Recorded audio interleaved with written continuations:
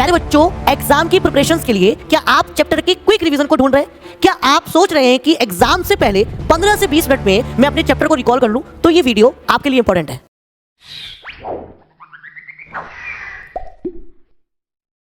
Hello students, Jai Hind, this is Rajat Prabhakar, welcome to कक्षा की classes. प्यारे बच्चों, आज की इस वीडियो में मात्र 15 से 20 मिनट में हम खत्म करेंगे क्लास 10th का chapter number 4 and the name of this chapter is quadratic equations. Quadratic equations बहुत ही छोटा सा चैप्टर है, शायद ये 10 से 15 मिनट में खत्म हो जाए। सबसे पहले हम ये जानते हैं कि ये चैप्टर क्यों पढ़ना है। सिंपल सा एक कॉन्सेप्ट है कि अगर आपको कोई भी एक कंडीशन वन वेरिएबल में दे दी जाए तो हम उसको क्वाड्रेटिक इक्वेशन से सॉल्व करते हैं। ठीक है, जैसे इसकी जनरल फॉर्मेट क्या होती है, x square plus b x plus c equals to 0 होती है। ठीक है, अभी तो ध्यान से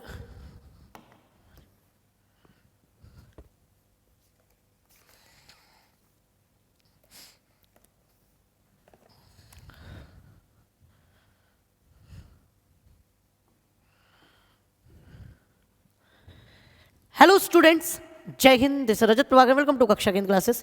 प्यारे बच्चों, आज की इस वीडियो में हम 10 से 15 मिनट में खत्म करने वाले हैं क्लास 10th का chapter number 4 and the name of this chapter is quadratic equations. देखिए, क्वाड्रेटिक इक्वेशंस को पढ़ना क्यों है। देखिए, मैं आपको एक छोटी सी प्रॉब्लम देता हूँ, बहुत ही सिंपल सी प्रॉब्लम है कि लेट से ये आपके सामने एक रेक्टेंगल है और इस रेक्टेंगल में मान लो इसकी लेंथ x प्लस 5 मीटर है और ब्रेथ x मीटर है, यानी कि एक रिलेशन दिया गया है। क्या कहेंगे, length is greater than 5 with breadth. Length breadth से 5 मीटर बड़ी है। ठीक है, तो ब्रेथ लेट से हमने अगर x मान ली तो लेंथ कितनी होगी बेटा, x प्लस 5। अब देखो मेरी बात सुनो, यहाँ पर रिलेशन दिया गया है इन दोनों क्वांटिटी के प्रोडक्ट का, यानी कि एरिया। अगर मैं कह दूँ कि इसका एरिया 100 मीटर स्क्वायर है तो इसका मतलब length into breadth equals to कितना हो गया, 100, और लेंथ की ब्रेथ से मल्टीप्लाई करोगे तो x प्लस 5 इक्वल्स टू 100। कुल मिलाकर जो जनरल प्रॉब्लम्स होती हैं उन जनरल प्रॉब्लम्स को सॉल्व करने के लिए ही इक्वेशंस बनी है। जैसे आपने pair of linear of equations in two variables आपने पढ़ा। ठीक है, कितना इजी कॉन्सेप्ट था। दूसरा आपने कॉन्सेप्ट पढ़ा किसका, क्वाड्रेटिक इक्वेशंस का। तो कुल मिलाकर ये सब के सब कोई ना कोई पजल्स, कोई ना कोई ऐसी रियल प्रॉब्लम्स जिसको सॉल्व करना वेरिएबल में कन्वर्ट करके वो आसान हो जाता है, इसलिए हम ये चैप्टर्स को पढ़ते हैं। ठीक है, इसमें दोनों क्वांटिटी के प्रोडक्ट की बात होती है, इसलिए यहाँ पर इसकी जो डिग्री हो जाती है वो 2 हो जाती है, यानी एक्स स्क्वायर आ जाता है। वो हम आगे पढ़ेंगे। तो कुल मिलाकर जनरल प्रॉब्लम्स को सॉल्व करने के लिए क्वाड्रेटिक इक्वेशंस बनी है। ठीक है, अब देखो इसकी जनरल फॉर्म देखते हैं क्या है। जनरल फॉर्म क्वाड्रेटिक इक्वेशंस की क्या है, वो है ए एक्स स्क्वायर, स्मॉल में लिखता हूँ मैं, a x square plus b x plus c equals to 0। अब यहाँ पर देखो, सबसे पहली बात तो क्या है, ये वन वेरिएबल में है। ठीक है, वन वेरिएबल में है। दूसरी बात क्या है, इसकी जो डिग्री होती है वो 2 होती है। वेरिएबल 1 में है और इसकी डिग्री कितनी होती है बेटा, डिग्री 2 होती है। Got the point, understood. चलिए, तो हम इसको कैसे करेंगे, इसमें हम करने का वाले हैं। इसमें हमें 3 कॉन्सेप्ट पढ़ने हैं। सबसे पहली बात तो क्या है, जो कॉन्सेप्ट पढ़ेंगे कि क्वाड्रेटिक इक्वेशन है कि नहीं है वो चेक करना। दूसरा क्या है, इसके सॉल्यूशन की बात करेंगे, सॉल्यूशन मेथड के अलजेब्रिक वाले। और तीसरा क्या है, इसके रूट्स का डिस्कशन करेंगे। ये 3 टॉपिक हम इस वीडियो में कवर करेंगे और यही एनसीईआरटी में गिवन है। तो चलिए, सबसे पहले हम चेक करते हैं कि check whether the following are quadratic equations और नॉट। तो देखो हम इसको चेक करते हैं। लुक एट हियर, सी, इसके अंदर मल्टीप्लाई कर दो, कितना आ जाएगा, x square plus x minus 2x minus 2। Solve तो ऐसे ही होगा, ऐसे इसको सॉल्व करो, x square plus 3x minus x minus 3। X square से एक्स स्क्वायर कट गया। ठीक है, x में से 2x गया, कितना बचा, माइनस एक्स माइनस 2। और ये 3x में से x गया तो कितना बचा, 2x प्लस का माइनस 3। तो इधर जाके प्लस का हो गया 3x इक्वल्स टू 1, यानी 3x प्लस 1 इक्वल्स टू 0। और आपने देखा प्रॉब्लम क्या है, इसकी डिग्री कितनी है, 1, और डिग्री 1 क्या होती है, क्वाड्रेटिक इक्वेशंस नहीं होती है। गॉट द पॉइंट, यस और नो। आई होप आपको बहुत अच्छे से चीज़ें समझ में आ रही होंगी। ऐसी है कि ये देखते हैं क्या दिया गया है। ये इधर x square plus 3x plus 1, general form की डिग्री 2 होनी चाहिए, और जनरल फॉर्म आप जानते हो उसको क्या होनी चाहिए, सेटिस्फाई करनी चाहिए a x square plus b x plus c को। ऐसे इसको खोलते हैं, x square plus 4 minus 4x, a minus b के होल स्क्वायर की आइडेंटिटी खोली है, a का स्क्वायर प्लस b का स्क्वायर माइनस 2ab, और देखो एक्स स्क्वायर से एक्स स्क्वायर कट गया, अब इधर आ जाएगा ये 7x इक्वल्स टू 3 और ये अभी आ गया 7x प्लस 3 इक्वल्स टू 0।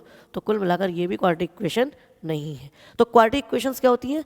जो कि जिसकी डिग्री 2 होती है, ठीक है, हाईएस्ट पावर 2 होती है और 1 वेरिएबल में होती है, ठीक है, उसे हम क्वाड्रेटिक इक्वेशंस कहते हैं। चलिए अब हम इनके सॉल्यूशंस की बात करते हैं। Solution of a quadratic equation by factorisation, यानी फैक्टराइजेशन का इस्तेमाल करना है और इसके सॉल्यूशन निकालने हैं। ध्यान से देखो हम क्या एल्गोरिथम यूज़ करते हैं। देखिए जनरल फॉर्म क्या होती है इसकी, x square plus b x plus c equals to 0। सबसे पहले आप स्टेप 1 AC निकाल लो, यानी कि एक्स स्क्वायर का कोफिशिएंट और कांस्टेंट टर्म इन दोनों की करनी है आपको मल्टीप्लाई, कर दिया, AC निकाल लेंगे। नंबर 2, अब क्या है, ध्यान से सुनो, ध्यान से, बहुत कॉन्शियस हो गए। इस साइन के अकॉर्डिंग इस b को तोड़ देना है। अगर यहाँ साइन प्लस का है तो इस यानी कि कोफिशिएंट ऑफ x को यानी b को प्लस में यानी कि 2 सम में तोड़ना है, ठीक है।